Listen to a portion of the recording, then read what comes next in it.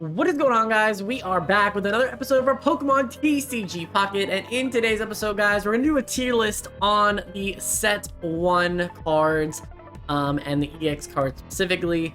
I might do another one on the non-EX cards before the new set comes out. What is it, 30th? So yeah. This list I put a little bit of time into. Obviously, I wanted to wait until all of Set 1 was out, Genetic Apex and Mythical Island, and we've had most of the meta to figure it out. So I feel pretty good about this list now. I am going to explain the reasoning in depth for each one, so this might be a little bit of a longer video, but make sure to leave a like, subscribe if you haven't. I'm going to put timestamps so that no one here is wasting too much time, but let's get into the lowest. Let's start at the bottom. So let's start with the D tier. And unfortunately for me, I have two of my favorite Pokemon here, Gengar and Venusaur, as well as Lapras. So let's start off with Lapras. Just first and foremost, Lapras to me is probably dead last. 80 damage, 3 energy. It's not great. It doesn't have a massive HP stat. And quite honestly, it's a worse version of Articuno. Basically, in every way, shape, or form, you don't get the 2 attack move. You do the 80 attack damage, but you don't get to attack for the extra 30 damage to the bench potentially. And quite honestly, it's a promo card that not everyone has access to, and you don't have access to it at all if you didn't get it when it came out. So right away, Lapras just last to me, unfortunately. Gengar is probably second last on this list if I'm kind of ranking the tier in itself. The biggest problem for Gengar is that Ghastly and Haunter are pretty frail. They don't really do a lot of damage consistently, and so when you get to this 3 energy, 100 attack move, it just doesn't have enough damage. You have a pretty good HP stat, but Ghost types and Psychic types don't have the healing moves that Erica does, for example, for Grass types. And so ultimately, you have to try to survive a long time to live the hits that you need to live, and it's just not possible. TCG Pocket is too fast-paced of a game. You know, most of the good EX Pokemon are hitting 120 damage, which is still two-shotting any Gengar, you know, and you're not two-shotting everything back, and it's a problem, right? Like, you're not living the second hit to 2 shots, so yeah. The other big problem with these decks, for Gengar specifically, and even though it does have the Mythical Slab to help it out a little bit, Stage 2 evolution decks are inconsistent at the best of times right now. I did talk about what we need and what my wish list is, and I talked about rare candies being a thing to help Stage 2 decks have a shot. Honestly, Gengar is one of the decks that really could benefit from it the most. The whole advantage to Gengar is stopping your opponent from using supporter cards, but you have to get it out quickly enough that you can, right? How many times do you see people turn 1 use Professor's Research, Sabrina early game, you know, to switch out something to disrupt you? There's too many, like Leaf, right? Like, there's so many cards right now that are good early, and you just can't stop those cards, and so, the best way to use Gengar is to spam it out as quickly as possible, but yeah, it's still too slow right now. Like, if you could go Ghastly, Rare Candy into Gengar in 2 turns versus having to go to Haunter, wait a turn, then Gengar, I think that would really help you out, even if you have to do other shenanigans to get that set of cards in your hand first. It'd be really big if you could actually get that evolution off quicker. So that's kind of the biggest problem with Gengar. I think Gengar will get better as more and more supporter cards are made and created and are good. TCG Pocket has seen a little bit of a difference from the regular TCG in the sense that there's so few turns that the supporter cards are outweighing the item cards in a lot of situations. So yeah, so I think Gengar will get better, but I think it needs rare candy and stuff to actually get effective. And then, of course, we mentioned Venusaur a little bit already, but Bulbasaur takes 2 energy, Ivysaur takes 3 energy. You're both under 100 HP, and then you get to Venusaur, who is really, really bulky and has a lot of HP, but then you just don't have a lot of damage behind you. You're kind of relying on the fact that you have Erica to heal up, along with healing 30 damage on top of when you do 100. Now, you can two-shot things. You basically are healing 80 off of your health per turn, which is big, but honestly, most of the good Pokemon are hitting at least 120 damage, and at that point, they're two-shotting you even through it. So Venusaur, unfortunately, just needs a little bit of help. With Rare Candy, you know, this is one of the things that I thought about, that you ran 2 Bulbasaur, 2 Rare Candy, 2 Venusaur EX, and then potentially you ran 2 Snivy and 2 Superior. And then that way there you have 1 Snipe, you have 1 Rare Candy for each of those evolutions. Superior can help Venusaur only need 2 energy, and then you actually get 100 damage for 2, which is a lot better. But yeah, at the current moment, it's a little rough. So that's the D tier. It gets better from here, but of course, I think Venusaur is probably the one that you could actually maybe put up in the next tier. But speaking of the next tier, we have the C tier, and basically this has almost all of the other 2-stage evolutions into it. Blastoise is a 5 energy commit for 160 damage, 3 energy commit is for 100, and 2 energy is for its surf move. Blastoise benefits from the fact that Misty is a thing, right? Misty can speed this whole process up and make Blastoise a little bit better than the rest of these Pokemon. But overall, 2-stage evolutions are fairly inconsistent because you have to find the evolutions. I don't know how many times I've played games where the War Turtles are the last 2 cards in the deck.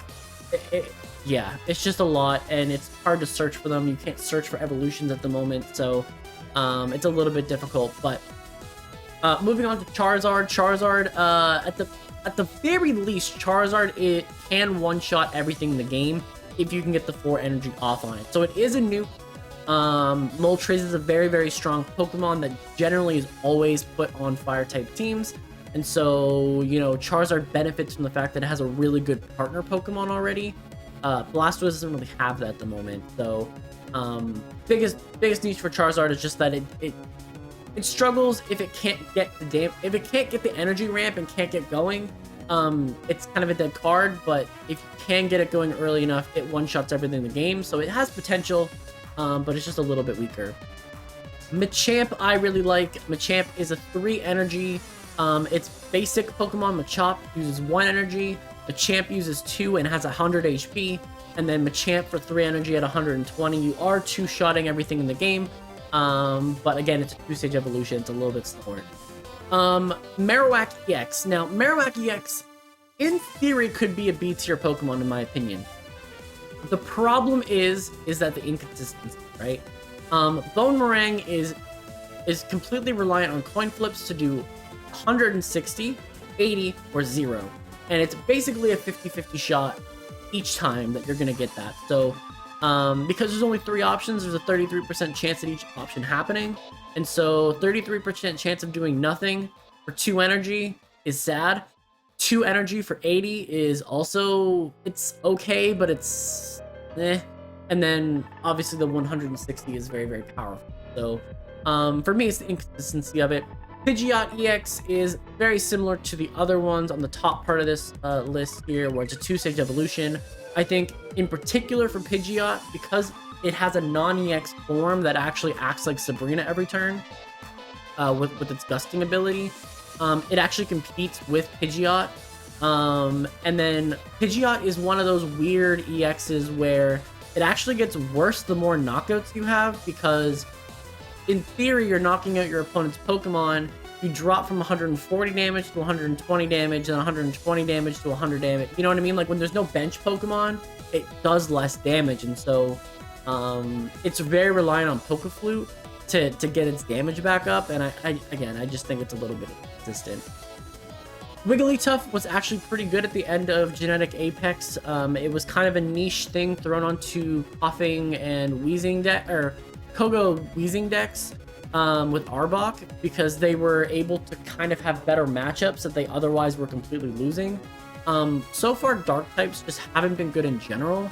And so Wigglytuff really helped neutralize some of the weaknesses that Dark types had. But at the same time, though, it's a 3 energy for 80. It suffers the same issue that Gengar has and even Venusaur, where it's a lot of energy commitment for not a lot of damage. And it's a coin flip effect, right? So if you you could potentially have a 50-50 shot that you put someone to sleep, you put all the work into it, and it doesn't happen. So to me, it's the inconsistent one-stage evolutions and pretty much all of the main two-stage evolutions. Moving on to the B tier, Aerodactyl probably gets the extra mention here as being the most inconsistent of the B tier, simply because you can't search for the old Amber. I think someday they will make a card where you can search for items or search for whatever, but at the moment, it's the most inconsistent, but its ability works from the bench. And that really does change the outlook of things. Where Gengar has to be in the active slot, Aerodactyl can do it from the bench, preventing your opponent from evolving their active Pokemon. Now, good players are typically evolving from the bench, but nevertheless, it can be effective if you get it early. It's the consistent version of Marowak EX, same HP, same attack power, but you're getting consistently 80 versus potentially getting 0, potentially getting 160, right? So overall, I think it's pretty good. It's a 1 retreat cost. And then also, even if you only run 1 Aerodactyl, you know, the 1 Old Amber is actually a Sabrina counter, so it actually has some versatility in that way. But yeah, moving on to Arcanine. Arcanine is basically the middle ground of Charizard. It's a 1-stage evolution instead of a 2-stage evolution. 2 attacks of this can happen in the same pace that you get the 200 damage, and so you're doing actually a little bit more damage out of it. The only problem is the recoil. So realistically, to me, Arcanine is just a pretty solid Pokemon. I think in Mythical Island, we actually saw Arcanine drop Charizard, which is funny because in Genetic Apex, Charizard added the Arcanine to help out against the Pikachu matchups. And now it just seems like Arcanine potentially is just a better choice overall, as long as 2-stage evolutions still don't get any support. Articuno and Starmie. Individually, they are very different. Articuno is very reliant on Misty and early game, but it's not a very high energy commitment, and technically, even though it's an 80 base power move, it does 10 damage to 3 bench Pokemon, so you are getting about 110 damage out of it, and 2 damage for 40 with decent HP. You know, it's a decent Pokemon early game, but overall we have seen a real drop in Articuno played. But moving on to Celebi. Celebi is a card that ramps really hard. It was a video that I made very early on in Mythical Island, basically day of release, and being like, hey, like, this deck is actually crazy. It's actually crazy because of Superior and not because of Celebi itself. The problem is that it's 2 energy to do 2 coin flips, which is very similar to Marowak, which inherently, for me, puts it in the C tier. However, you can add energy to it every turn, and now you get 6 coin flips. Now you get 7 coin flips. Every single turn it ramps, and so the more coins you have to flip, the more likely you are to get an outcome that is at least a 50-50. And a 50-50 when you have 6 energy is 150 damage, and so you know, to me, like, that's with Superior doubling it, right? But Celebi's a card that is a 1 retreat cost, 130. It's not bad. So I think it can win a game on its own. It does need support to do so, but I think pretty much everything in this tier is sort of kind of, it's cheap enough and does enough damage that it's okay. And then of course Starmie is a 2 energy Pokemon, 1 energy for Staryu, 2 energy for Starmie. It ramps really nicely, and once it evolves to 0 retreat cost, which works really well with things like Vaporeon, which allows Vaporeon to ramp 2 energy onto something else. And so Articuno, Starmie, and Vaporeon actually make a pretty good combo. It works so well with Blastoise in that sense too, and Starmie actually can do damage early. It's a good Pokemon. I think honestly Starmie is one of the better turn 2 Pokemon there is. So yeah, so that's the B tier for me. They're all good. They all have flaws, right? A lot of these ones, they're low HP for what you're looking for out of a sweeper, but they do enough damage that they're decent early, right? So moving on to the A tier. I have 3 Pokemon here for it. I think Zapdos is the one that maybe I don't really know for sure, but Exeggutor is basically the best turn 1 card in the game. You can use the new Mythical Island one, and you can put an energy onto it. any energy onto it to get a grass energy, and then the next turn you can evolve into Executor and do 40 with a coin flip to do 80. 160 HP, still takes advantage of Erica. It's a very, very strong early game Pokemon. Moltres is basically the energy accelerant for all fire type decks. Makes it really consistent. You put the second energy onto, you put energy onto Moltres for 3 straight turns while you work up the energy on everybody else using the first attack. And then once you get 70, the damage move for 70, you can do some decent chip onto something, potentially get something in line for a KO, or switch out with 2 retreat cost. And then Zapdos. Zapdos for 1 energy and 1 retreat cost. The 1 retreat cost, 1 energy basic attack that does 130 HP. It's basically the best wall that electric types have at the moment. And then if you can get the 3 energy onto it, you get 4 coin flips to do damage to coin flip. So it has damage potential at the end, but in the beginning it's just a decent wall for electric types. And so I think because it has the least amount of retreat cost, I actually find it's the best of the legendary birds. And so that's my reasoning for it today. Honestly, Zapdos is also the second highest damage output. If you get enough heads on it, it is the most consistent. It has the best damage potential of any electric type at the moment, and so that's why it is here. And then the best of the best. This is our S tier. These are the decks that you're gonna end up seeing probably about 40% of the games you play. Gyarados is used about 12% just with Greninja. And I think is used another 4 or 5% with other things. Mewtwo is used almost 20% of the time, and Pikachu, between all the different archetypes of Pikachu, are around 15-20% as well. So all these cards you see all the time. The thing is that Pikachu and Mewtwo are basic Pokemon that for 2 energy can start attacking. Pikachu can do 90 damage for 2 energy as long as you have bench Pokemon. It's going to be searched with Pokeball, so it's really, really good in that way. Mewtwo, same thing, can be searched with Pokeball, 2 energy gets you 50 damage, and then if you can get a Gardevoir set up, you can every single turn replenish that damage to do 150 with Size Strike, and so you take away all the negatives of the move, and you can do 150 every turn. Gyarados is the other one, obviously takes advantage of Misty as well. But for 4 energy, it does 140, and its secondary effect is that it removes a random energy off the field. And when it's your opponent's energy, it's game breaking, and when it's your energy, it doesn't really matter. You can put the 1 energy back the next turn and attack again. So Gyarados is really, really strong. It's a high HP stat that allows it to live pretty much every other Pokemon at least once. And then this top tier as well also is a triangle. Mewtwo beats Pikachu really, really well. Pikachu beats Gyarados really, really well, and then Gyarados beats Mewtwo really, really well. Mew is the last one on the tier here.